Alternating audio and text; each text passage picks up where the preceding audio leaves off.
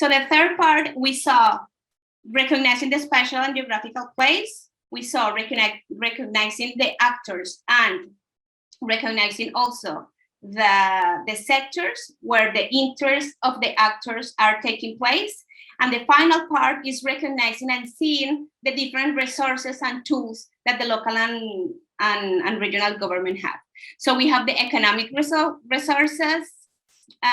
We also have administrative, the economic resources for sure is that ideally local governments would have to have allocation specifically for this kind of policies on resilience and DRR.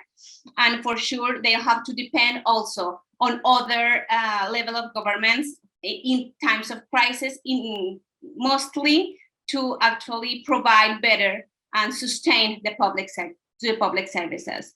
The second resources are the administrative resources. We saw them that in the module 1. So there are specific tools that municipalities can do, and also specific plans that administratively local and regional governments can actually develop. Maybe we can move forward. So here, this is something that because I'm running out of time. One of the things that is very important regarding these economic resources is that, for example, in time of crisis, the budget of local governments get cut, and usually the areas that are cut are areas that are also important to building sound resilience in the communities. So we see here.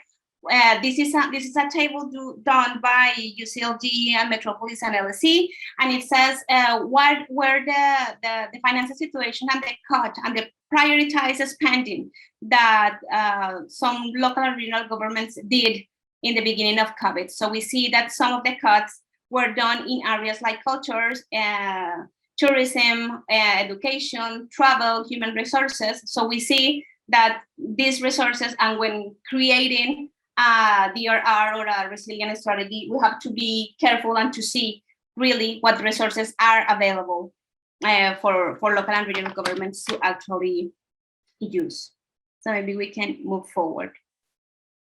So as I was saying, this is the two final resources. We talk about technical resources.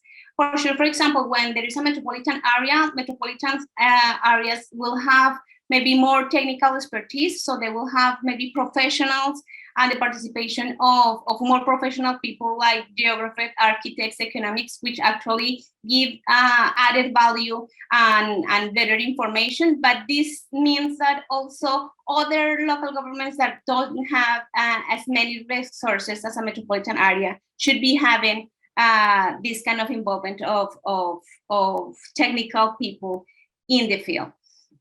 And finally, the democratic resources, for sure, as I was saying before, civil society, NGOs, and all the communities should be involved, but not just being involved, but being informed and actually being the information and all the different procedures should be transparent and accountable and shown